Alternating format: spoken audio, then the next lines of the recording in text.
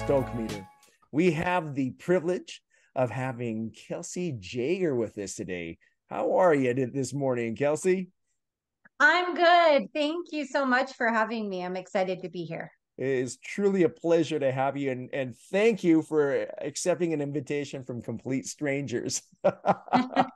Well, with that being said, Kelci is she exudes light, but it came from it came from a very difficult type of circumstance, and that's what particularly struck me as I was reading her story. Kelci is a grief educator and certified life coach. She is also the founder of Rise with Grief, and we'll get into that in a moment and how this came about. But you know, a grief educator. I honestly didn't even realize that that was a thing until I started to read about your story. I'm just wondering what you could tell the audience. What is a grief educator? Yeah, that's a really good question. Honestly, I didn't really know what a grief educator was just a few years ago either. Um, so my husband, Colin, and I have four sons, and we're originally from Southern California, and we'd moved to Florida in December of 2019. Just kind of we had our own business, so it wasn't for a job or anything. We just kind of felt like we were supposed to move there, and you can call it intuition or the great spirit, whatever you want to call it. I like to say it was God. But we both felt a deep pull to move to Florida. So we moved here. COVID happened. Our two oldest boys were in an accident after we had been here for about 9 months. It was in August of 2020. At the time of the accident, our oldest son hit his head and had a traumatic brain injury. And then our other son suffered from broken bones and, lacerations and road rash and all that. So in the emergency room, because my son had hit his head, they did a CT scan of his head and they discovered that he had a brain tumor in his right frontal lobe.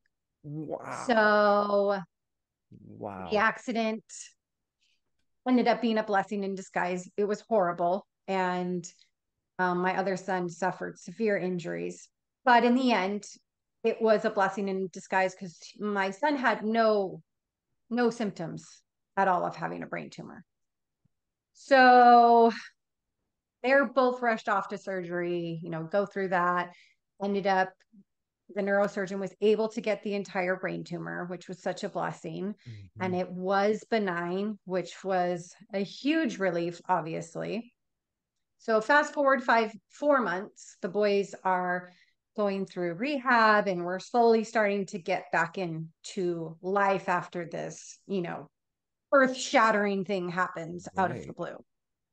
So fast forward 4 months, we're in January of 2021, and my husband falls ill. He's not feeling good. He's having some chest pain, different than like hard chest pain, but he just was fevers, went to the doctor. He was admitted to the hospital. A week later, after lots and lots of tests, they didn't know what was wrong with him. It was discovered that he had aggressive leukemia, a blood cancer. Mm. So this was just 4 months after the other thing. So I was like a mess. I still had PTSD from the accident, from my son's brain tumor. We're in Florida. It's in the middle of COVID. We have no family here. No one can travel here because of COVID. And it was a really dark, dark, dark time. I fell into like this. The best way I could describe it, there's really no words to describe it, but the best way I could describe it was this deep abyss. And I saw no light. And I was just basically having a nervous breakdown and constant panic attacks. I couldn't eat, I couldn't sleep, I couldn't function. And my husband's in the hospital. His mother was able to come out and help me with him there because I couldn't. I was at the hospital as much as I could be, but there were times when I just couldn't even get out of bed. Mhm. And so my kids, it really my turning point, and I've told this story before, but really the turning point for me was my children. We have 4 sons, and my kids, of course, don't know what's going on really. They know dad has cancer. They know he's in the hospital. They can't see him because it's COVID. They can't go to the hospital. And all they can see is their mom, who's normally, I'd like to say that I've a strong person and I take things in stride. Mhm. But at this point, I wasn't. They see their mom who's completely broken and in bed and not functioning. I was literally like a zombie. Mhm. And we could see the fear in their eyes. And I told myself, like, you have, I don't care what you have to do, but these kids cannot lose both parents. Like, you have got to pull yourself out of this. So I did. And um, it was the hardest thing I've ever done. Um, but the way I did it was I started looking for the light. Like I said, I was in this deep, dark abyss and I saw no light, only darkness. And it was hard to see the light, but it was there. And it was always there. But I was choosing to focus on the darkness and not choosing to focus on the light. And so I couldn't see it. And your brain is interesting. Your brain will find evidence of whatever you tell it. So I was telling myself I was playing the victim. I was the victim in the story. Oh my gosh, all these things are happening to me.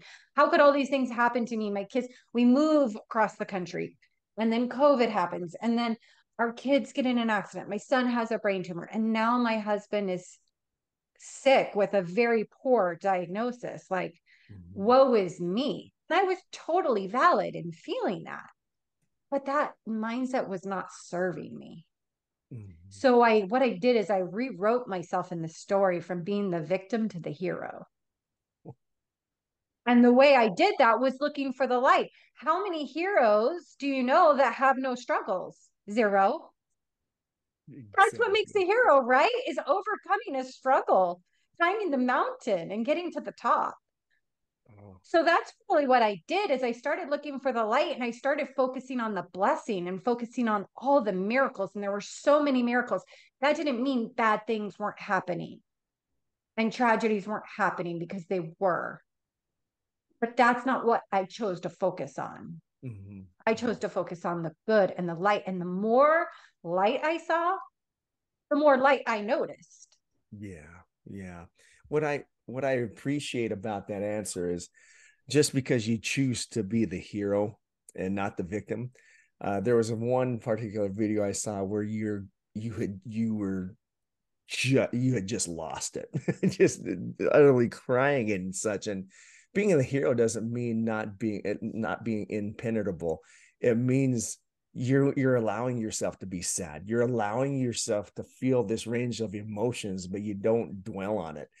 And seeing those videos and hearing you here right now, it's apparent that part of the strength is allowing yourself to be sad or what others might perceive to be weak, and it's irrelevant at that point what others think.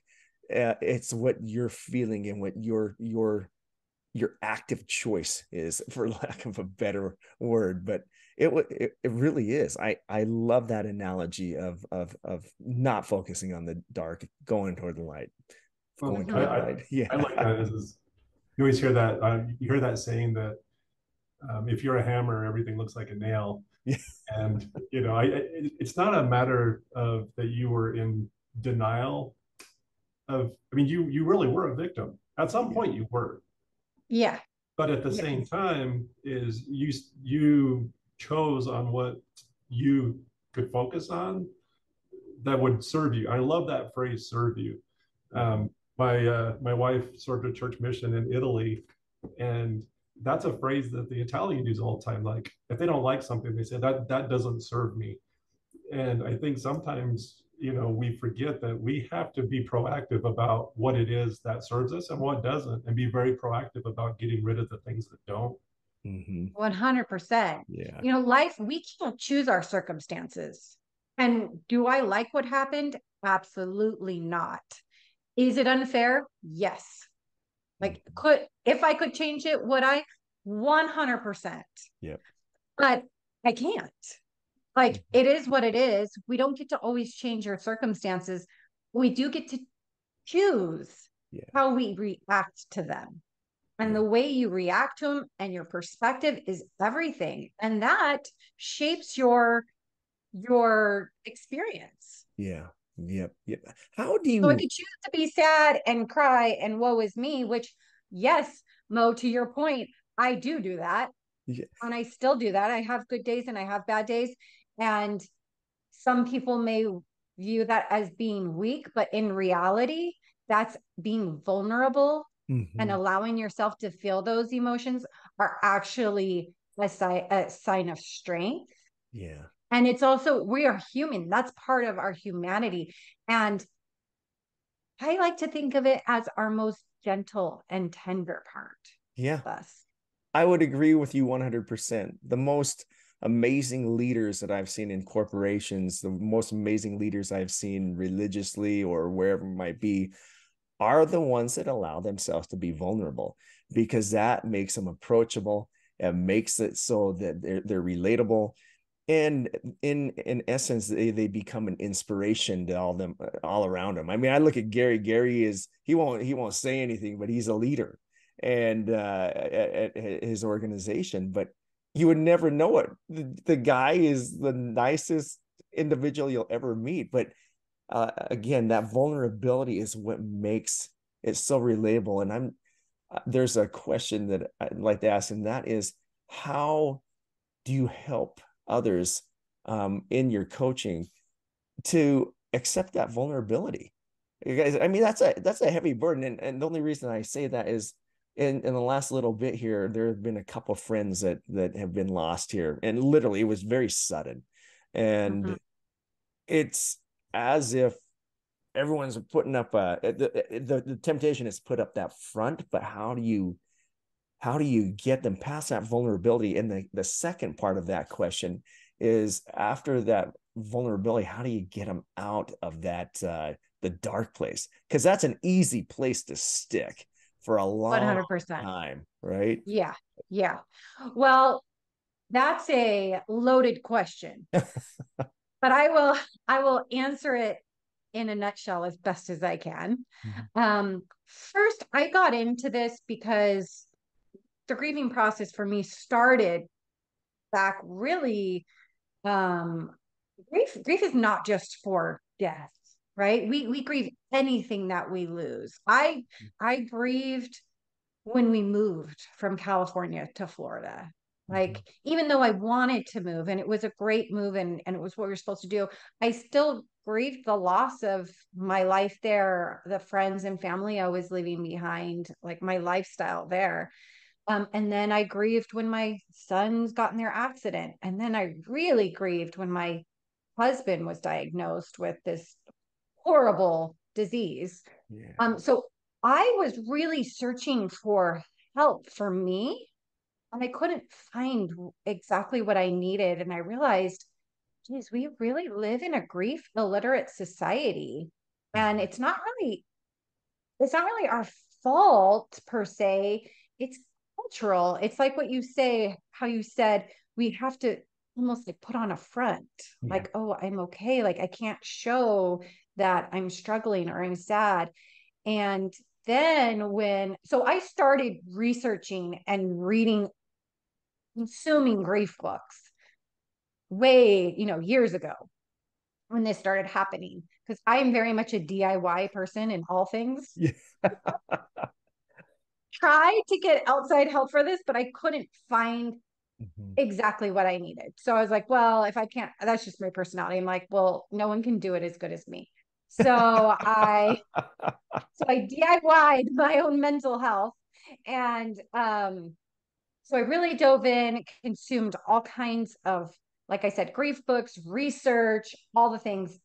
And then after my husband passed away, then it like was even at another level. And I was Mhm. like, oh my gosh, I was so just felt so broken. Yeah. And I did get some outside help, professional help from a therapist, and she was great. I love her. But she wasn't she had never experienced grief of Mhm. my magnitude. And so like she helped me to a certain point, but then like I just felt like I was hitting a plateau and I just felt Mm. and that's when I found life coaching. And Mm. it was so transforming for me. And I was like, oh my gosh. And I kind of like just took my life coach. And so then I got certified as a life coach, Yeah. not to coach people, but just for myself. Yeah. And then after I did that, I was like, I just felt this pull like, I think that I should be a life coach. I think I can help people. And at that point, I still hadn't even connected the dots to being a grief coach. I was like, well, what am I going to like coach on? What's my niche? And I'm really into fitness and health. And I'm like, maybe Yeah. I can do fitness and health. And I was like, no. And then literally like hit me out of the blue, like, hello, like, are you kidding me? Yeah. You have fishes. And then I was like, oh, and it was like this whole like, it's like perspective is like zoomed in. I was like, oh yeah, okay, yes. And at that point, I had already had quite a following on social media, just because I had been sharing our story and I had been helping people through messages and comments just organically. Yeah. And I was like, oh, there's such a need for this. Like Yeah. there's so many people that are hurting that can't find the help because the resources are there, but they're not necessarily like put in this nice, neat, organized, Yeah. obtainable way. Yeah. And so I was like, oh, well, I should do this. And so that's how Rise with Grief was born. And to answer the other part of your question, how I coach people is I do 12, like I sell packages of 12 weeks. So I Mm. sell a package of 12 weeks of one-on-one coaching, or I have a 12-week group coaching program. And I'll, it's a lot of grief education, basically curating all the information that I've spent hundreds and hundreds of hours Yeah. consuming. And I've like condensed it down to the best nuggets. Yeah. And then it's teaching them the tools and coping skills of how to feel their emotions, Like, how to deal with that. Because in grief, you can't escape the pain. Like mhm. pain is there. It's inevitable. That is there's no magic pill you can take. Yeah. But the suffering is optional. And the Mm. suffering is what our mind does to us. Yeah. And so that's what I teach them. I teach them really how to understand first what's happening Yeah. and to learn to deal with those big emotions and how to feel them and work through them. And also our emotions live in our body. So I also teach them how to find where they live in their body and release them from their body. And then once you release them from your body, your mind follows, your mind settles down and Mhm. it follows. And it's a process. Like grief is a lifelong journey. It's not something that you suddenly get over, Yep. but we can learn how to integrate it and we learn how to deal with it Yeah. and we learn how to carry it with us. And by doing that, we carry our loved one with us and we honor their memory and we continue a relationship with them. Because with death, I don't believe a relationship dies. I don't believe love dies. Our love doesn't end for them and their love doesn't end for us. Mm-hmm. So we learn I teach them how to carry it and move forward with grief, not move on, but move forward. Man, that's a fantastic answer. I didn't realize it was gonna get that good volume right there. I Thank you. told you it was a loaded question. Well, it was a great answer as well. Thank you. But um, Gary, I don't want to take again. You go ahead and Oh, whatever it no, was. Yeah. I want to get your perspective on something, Kelci, and I think this really does tie into grief, but I'd like to get your view on it. If I say the term resiliency, what does that mean to you? How does that factor into grief and handling grief? I don't know. I think Yeah. many times in our life is it's not just a matter of an event that happens. Mhm. Like I can lose my car keys one day and it's no big deal, and then I can lose my car keys another day, and because of all these other little things, I just can't bounce back, and I get Mm-hmm. drugged down. Mm. Um, Yes. Yeah, do you just talk about that a little bit? Yeah, so it kind of goes back to what I was saying, where we can't choose our circumstances always, but we can choose how we react. And Mhm. being resilient is, I don't want to say rolling with the punches, because, but it kind of is rolling with the punches, and it's learning to accept what is and accept your reality. And accepting in grief does not mean being okay with the loss. Yeah. It absolutely does not mean that. It just means that you accept what is and you learn to integrate it to your life, and you accept the duality of grief. Grief is not just sadness. Like, you can be grieving and be in pain and hurting and have so much sorrow. You can hold that in one hand, and in the other hand, you can hold joy and happiness and love. Those feelings are not mutually exclusive. Yeah. You will always have an ache. You will always have that space in your heart for your loved one that is no longer physically here. Mhm. Mhm. But that doesn't mean that you can't still have a beautiful life. It doesn't mean that your best days are behind you. And so, to answer your question, Gary, being flexible is having that mindset, Mhm. that growth mindset. Whereas things aren't necessarily happening to me, but they're happening for me. Yep. Yep. Yep. That's a great perspective happening for you. It's hard to think of it when you're coming from a victim aspect, is It's what you're so hard. saying. It's Yeah. so hard. I can sit here and like be like, oh, talk like it's so easy. I'll be the first one to say this is the hardest thing I have ever done, Yeah. ever. And I'm still a work in progress. I don't have everything figured out. I am still on this journey. Yeah. But compared to how I was a year ago, two Yes. years ago, when my kids, I was dealing with this stuff with my kids, I have come like leaps and bounds. And so I'm to be honest with you, I'm excited to see how much progress I'm going to make in the future. Yeah. Like, the Oh, sky's the limit. yeah. I love that. I can't help but feel amped for you when you say that. So there a thought came to mind as well, and that is in these recent friends losses, right? It's always interesting to see how people approaching the person of loss. Like, for instance, I'm so sorry, I'm this, I'm that, right? And even when I was there, it was like, stop saying that, man. And Mhm. so when it came to my turn, I just go, I did, dear friend. And as I approached this friend about the loss, I just said, this straight up sucks, and I'm not going to Yeah. sugarcoat it. And I don't know what you need from me, but you better freaking call me, man. That kind of thing. But I'm just Yeah. I'm just wondering, what is it then that would be best for a friend to do in order to be there for the individual? I mean, what should the language be? And especially since this is relatively fresh for you on a couple of different instances with your child and your husband. Mhm. Just interested in hearing what your thought is. That's a great question.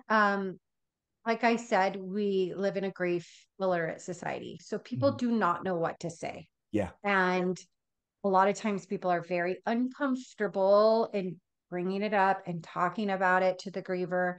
And Yeah. so they just say things like, I'm sorry, or they say platitudes of like, they're in a better place, or things that start with at least.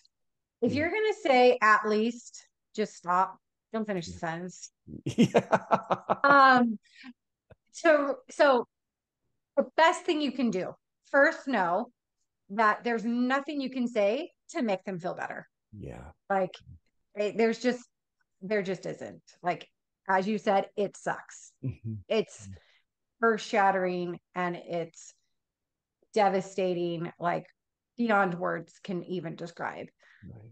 It sucks. So acknowledging that it sucks and not trying to sugarcoat it or try to find a silver lining of at least, or they're in a better place, or, God had a God has a plan, all these things. Like, I'm like, no, no. I believe that God takes things that happen like this and creates a plan from there. But did not give my husband leukemia. I am Yeah. sorry. Like, Yeah. he did Yeah. not. Like, we live in a fallen world, and with sickness and illness and death is part of life. He did not need him more than me and Yeah. our four sons need him here. Yeah. I am sorry. I'm just not accepting of that. Yeah. So don't say that. But what you can do is just be there for them. Just be there in the sense that you can just sit with them and they don't need to even say anything, just so they know you're there. And a lot of times you have a lot of people coming out in the beginning, right after the death, and everyone's, please let me tell you how they can help. And you're like, oh, thank you, but you don't know what Mm. to do, that what you need. Like, you don't barely even know what, like, day it is. You don't know, you barely even know what your name is. Like, Mm-hmm. that puts the responsibility back on the griever. Like, tell me Mm. what I can do to help you. And I Oh, wow. totally understand why people say that, because they don't know what to do. Yeah. So I'm not faulting them at all, but just show up. I Just love like mow their lawn, clean their house, pick up their kids. Like, just show up, bring them food. Like, just be there. And then, like I said, there's a lot of help in the beginning. And then everybody goes, you have the celebration of life or the funeral, whatever you want to call it. And then everybody goes back to it. their own lives.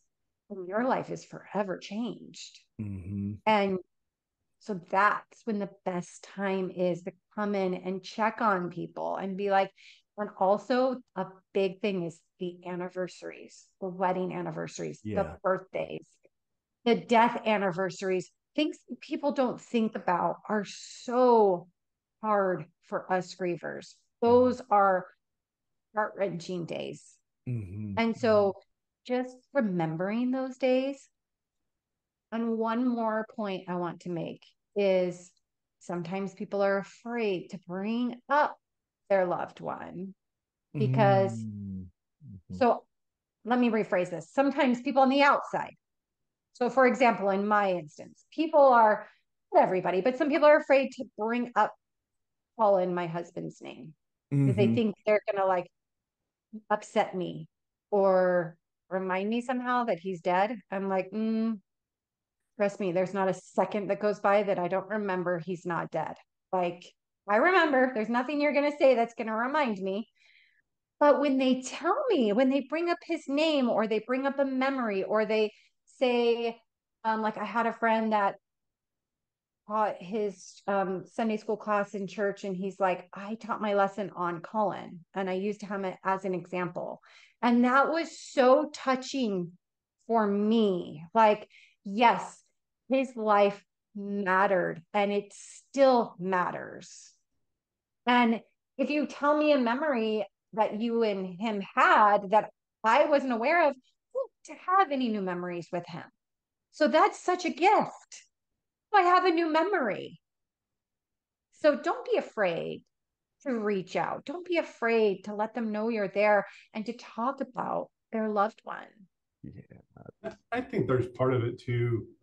When I look back at people that are friends of mine that have gone through some difficult times or grief or whatever, is I think it's also important to realize that that doesn't completely define them.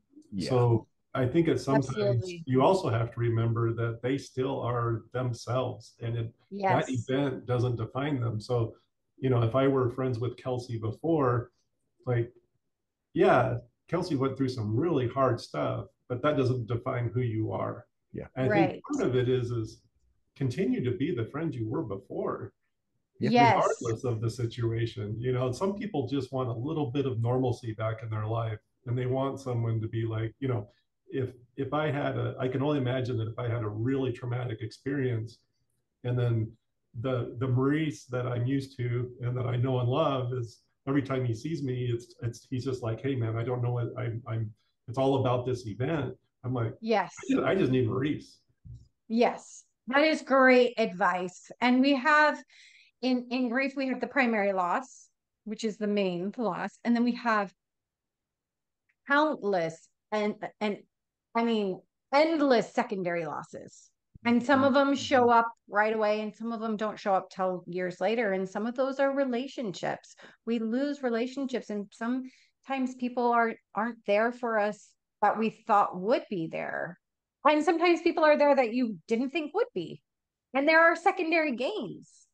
So Mm-hmm. there are secondary gains and secondary losses. And yes, that to emphasize your point, Gary, that is so true. Grief is part of me now.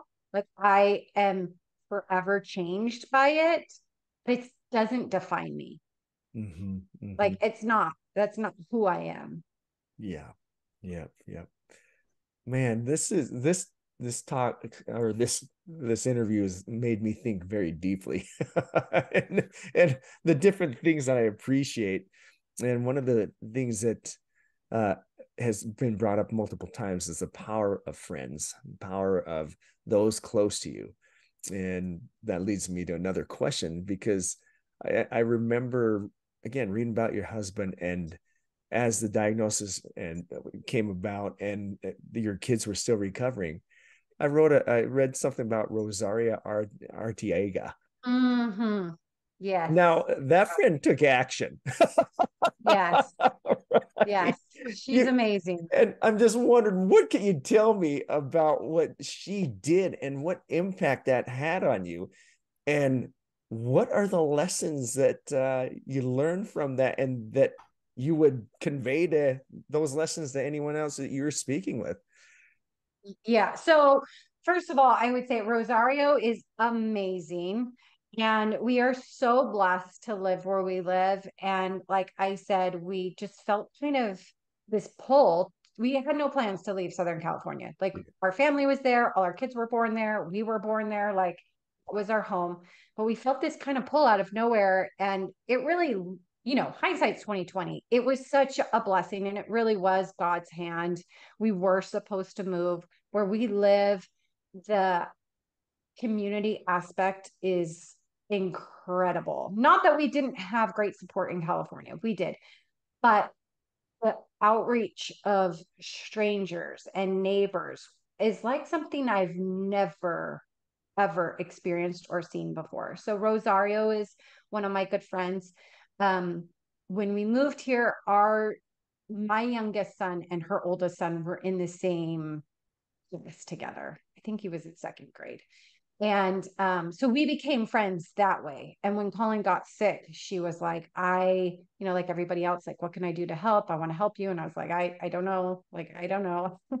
I'm drowning. I'm barely keeping my head above water. Like, I have no idea what.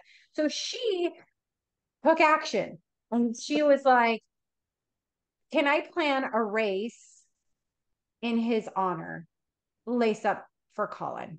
And I was like, okay, yeah. And I'm like, I can't like help you with that. And she's like, no, no, no, no, no. Absolutely don't want you to help. She's like, you don't even need to show up if you can't. She's like, I just need your permission to do it. And I'm like, yeah, absolutely.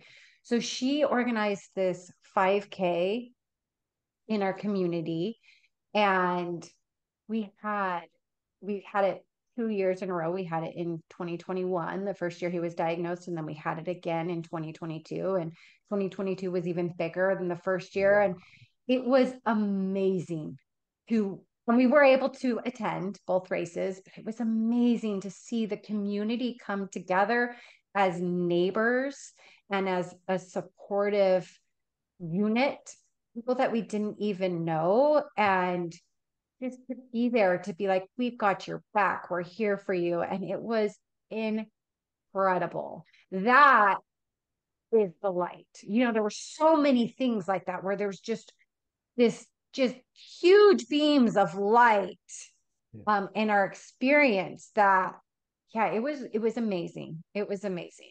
And I Wow. still sometimes see people around town wearing the lace up for Colin shirt. That's great. That I love hearing stuff like that. What a fantastic reminder of the kindness of others as well, right?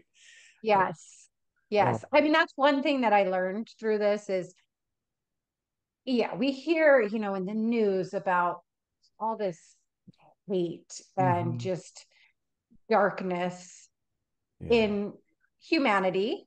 Yep. But through this, I was like, oh my gosh, there is a lot of dark, but there is more good. Yeah. There are more good people than there are, I don't want to say bad people, but Yeah. just, darkness. Like there's more light than darkness. Yeah. And that is one lesson that I learned from this that will forever change my perspective. I'm just like, people are good. So good. I think that also gets missed sometimes too, is by focusing on the light, you can, it's not that you're ignoring the darkness. In fact, many ways, by living in light, you're able to put light on the darkness. I don't know if that makes sense, but I think sometimes we forget that, well, if I'm just focusing on the light, then that means I'm neglecting the bad things in the world. Right. But it actually gives, to me, by focusing on the light, the way you're using it, is it gives me additional bandwidth to help 100%. better in the dark. 100%. Because if I just focused on the darkness, like I was in the beginning, I told you guys, I couldn't get out of bed. Yep. Like I couldn't help myself. I couldn't help my children. I couldn't help my husband. I couldn't help anybody. Yep. So yeah, 100%.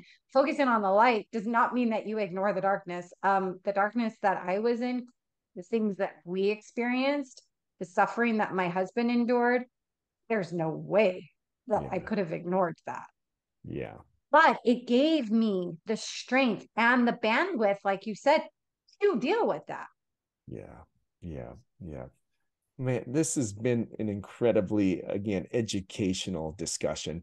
It, I feel, I feel inspired by it, but also gained a lot of understanding from your point of view, and I thank you, big time on that. So, You are so welcome. And how do people reach you, Kelci? What's the best way? yes, So that's a good question. I have a website, risewithgrief.com. They can also follow me on Facebook, Kelci Jager. I'm on Facebook under Kelci Jager. Instagram, you could look up Kelci Jager, but my handle is jager.strong.